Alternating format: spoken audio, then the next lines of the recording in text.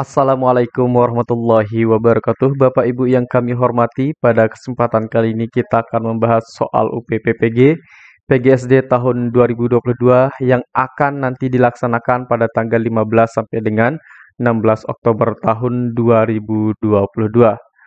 Nah, soal yang akan kita bahas ini untuk semua kategori ya, baik yang prajabatan tahun 2021, kemudian yang akan retakar, dan bagi Bapak Ibu yang melaksanakan PPG dalam jabatan di kategori 1 ini. Baik, khusus di video kali ini kita akan bahas tentang indikator soal 21 dan 22 pada teori perkembangan peserta didik. Baik, yang pertama kita akan bedah dulu di kisi-kisi 21.1 ini. Berbunyi tentang disajikan narasi tentang teori perkembangan peserta didik yang diterapkan dalam proses belajar mengajar. Peserta dapat menentukan teori perkembangan apa yang sesuai.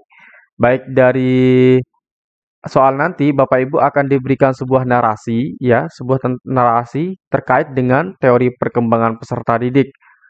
Nah, dari teori tersebut Bapak Ibu nanti, mohon maaf, dari narasi yang diberikan di soal itu, nanti Bapak Ibu akan menentukan teori apa sih yang dinarasikan itu. Nah, itulah yang dimaksud di indikator 21 ini. Baik, kita bahas soalnya. Dalam proses pembelajaran menggunakan kelereng, bola, lidi, batu kecil, serta gambar-gambar yang berhubungan dengan pembelajaran IPA sebagai media adalah sesuai dengan tahapan perkembangan berpikir anak, yaitu sebagai tahapan titik-titik.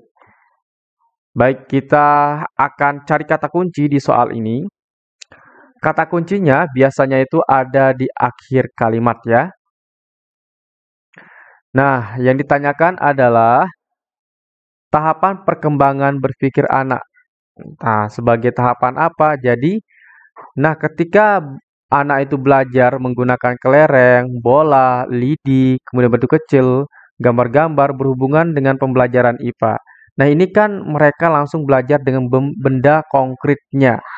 Nah, belajar dengan benda konkret itu termasuk ke dalam tahapan perkembangan berpikir anak yang di tahap mana? Oke, baik, kita akan bahas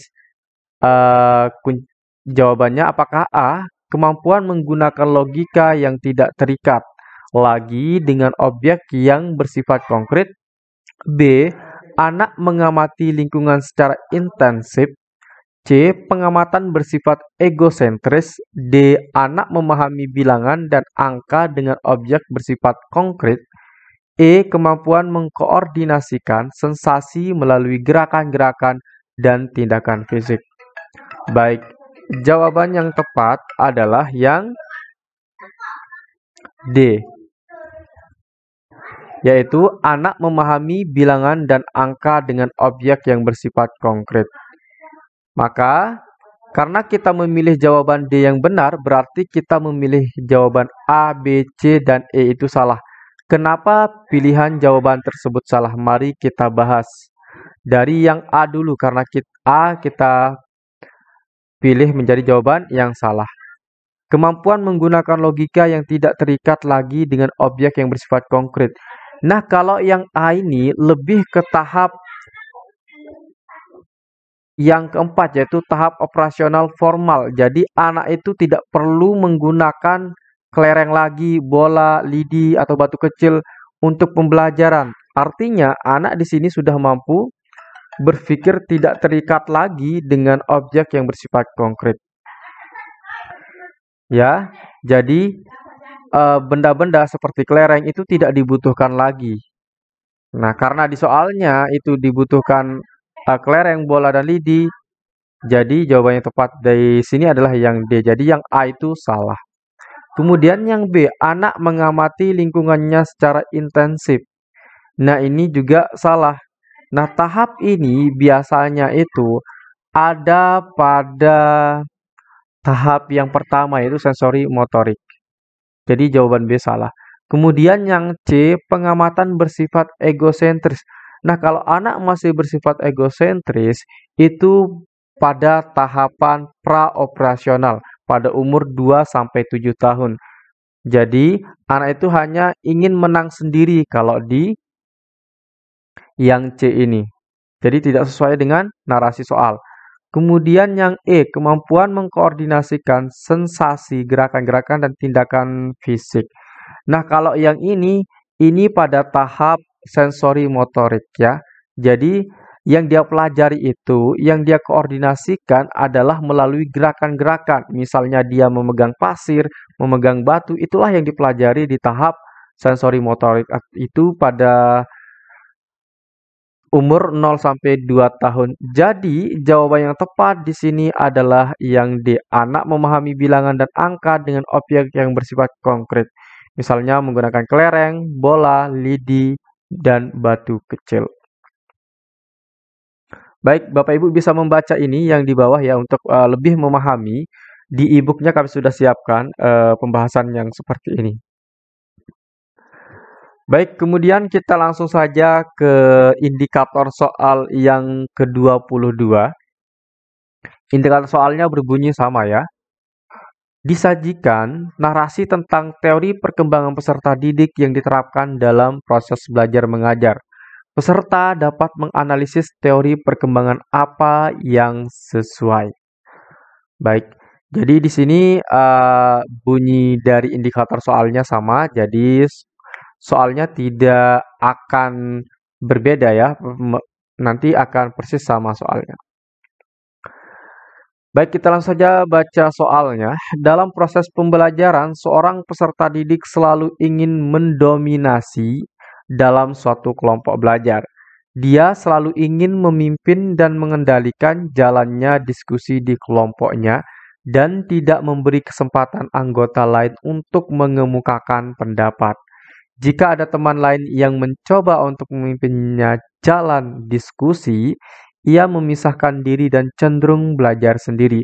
Peserta didik tersebut mengalami permasalahan dalam perkembangan, apakah A. moral, B. kognitif, C. sosial emosional, D. spiritual, E. metakognitif. Baik, di soal ini sudah dinarasikan dengan sangat jelas. Nah, perkembangan peserta didik di sini berada pada dia ingin selalu mengendalikan kelompoknya. Dia ingin selalu memimpin.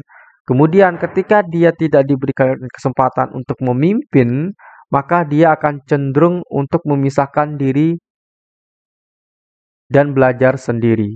Nah, ini sudah sangat jelas bahwa perkembangan ini ada pada yang C yaitu sosial emosional. Nah, sosialnya di mana? Nah, sosialnya ada pada ia selalu ingin memimpin dan mengendalikan jalannya diskusi. Jadi dia hanya ingin yang berkuasa di situ ya. Nah, emosionalnya di mana? Nah, ketika emosionalnya itu juga terlihat di dia memimpin. Nah, dia sendiri kan itu kan keegoisan. Nah, kemudian sosialnya juga terlihat pada memisahkan diri dan cenderung belajar sendiri. Nah, di sini di memisahkan diri dan cenderung belajar sendiri itu termasuk ke dalam sosial dan emosional. Jadi di sini sudah sangat jelas soalnya menarasikan tentang perkembangan sosial emosional. Baik, di pembahasan nanti akan seperti ini di e-book yang ini ya. Perkembangan sosial emosional yaitu proses anak menyesuaikan diri untuk memahami keadaan serta perasaan ketika berinteraksi dengan orang-orang di lingkungannya, baik orang tua, saudara, teman sebaya dalam kehidupan sehari-hari. Dari soal di atas ada kaitannya dengan interaksi orang lain. Nah, sudah sangat jelas ya ada interaksi dengan orang lain. Nah, bagi Bapak Ibu yang ingin mendapatkan soal sebanyak 450 soal dan 450 soal itu kami perkirakan 95%-nya itu sudah kita sesuaikan dengan kisi-kisi dan soal-soal yang kami buat itu sangat akurat. Ini juga sudah dibuktikan oleh teman-teman yang terdahulu melaksanakan UP dan mereka lebih banyak yang lulus daripada tidak ya. Baik, itu saja yang dapat kami sampaikan pada video kali ini. Bagi yang Bapak Ibu yang berminat untuk memesan, silahkan Bapak Ibu bisa menghubungi nomor WhatsApp yang ada di bawah sini ya di 081803358023. Baik, itu saja yang kami sampaikan. Sekian dan terima kasih. Assalamualaikum warahmatullahi wabarakatuh.